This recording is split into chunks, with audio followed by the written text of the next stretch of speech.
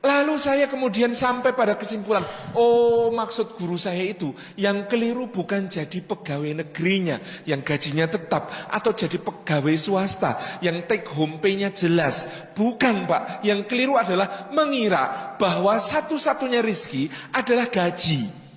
Keliru, dan keliru lagi mengira satu-satunya jalan rizki adalah pekerjaan. Enggak. Saya pernah ketemu orang gajinya besar, rezekinya kecil, Pak.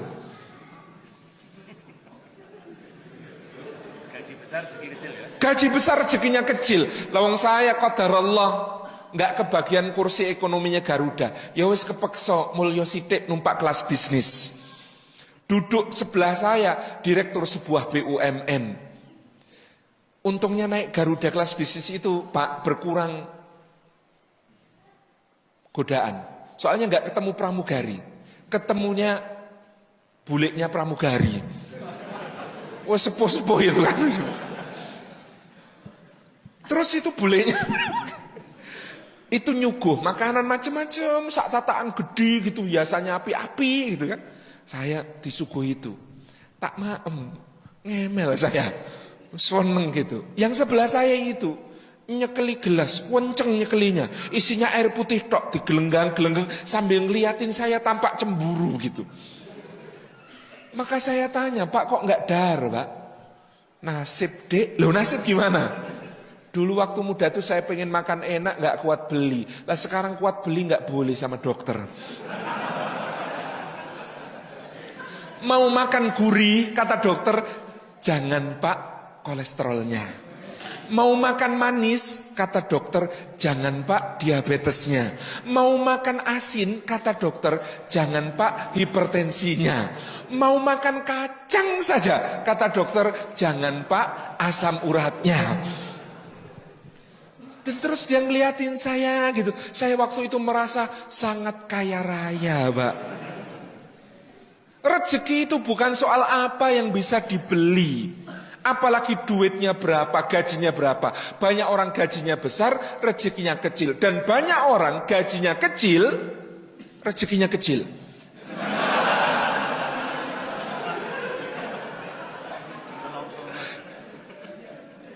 Ya Allah, maksud saya begini. Orang mengira rezeki itu apa yang bisa dibeli, Pak. Saya kenal ada pengusaha rumah makan di Jogja.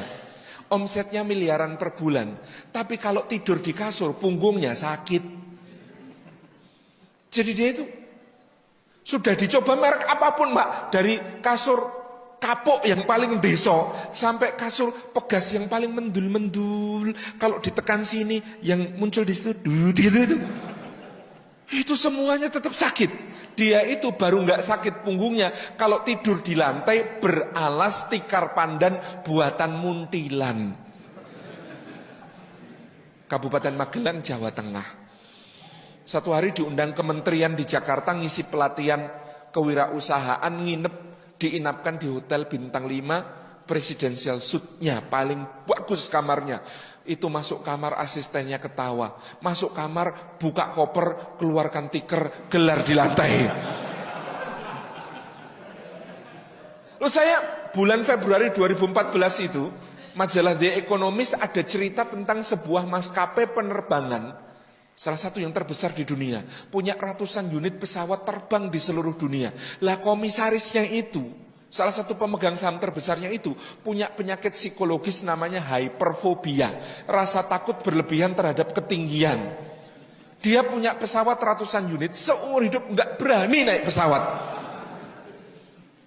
Saya semakin yakin rezeki itu urusannya Gusti Allah. Makanan yang paling mahal bisa dibeli, bisa dipesen, tapi nikmatnya makan Allah yang bagi-bagi, Pak. Di Paris, Perancis ada chef Dudonyong namanya. Itu kalau mau makan racikannya beliau, pesan sebulan sebelumnya, DP-nya bisa untuk beli motor di sini. Nikmati racikannya itu. Tapi yang namanya nikmatnya makan, Pak. Loh, saya pernah lihat di Gunung Kidul, ada petani macul dari jam 6:30 sampai 10:30. Jam 10:30 istrinya datang, gendong tenggok, Isinya nasi ketan ditaburi parutan kelapa sama teh panas wangi sepet legi kental. Itu digelek itu terus baru kui ahnya itu nikmat banget gitu. Terus sama istrinya itu disuapin itu mesem Pak. Ya Allah mesemnya itu saya khawatir seluruh dunia ini nggak ada yang bisa beli senyum seperti itu Pak. Tuh nikmatnya tidur itu Allah yang bagi Pak. Meskipun kamar hotel termahal dengan kasur paling empuk, layanan servis paling premium ditawarkan hotel Burj Al Arab di Dubai yang mengaku bintang 7 satu-satunya di dunia. Padahal di Indonesia banyak bintang 7 punya obat sakit kepala. Itu di sana, Masya Allah. Kayak apa layanannya? Oh saya pernah ke sana Pak. Takon. Gak nginep. Nginep gak iso turu, mikir bayar gua apa. Ya Allah, itu bayarnya Pak. Bayar sekamar di Burj Al Arab itu yang suite paling mahal itu yang artis Hollywood rebutan nginep di situ karena prestis itu. Itu di sini bisa untuk membangun rumah Pak. Harga sewa semalamnya itu.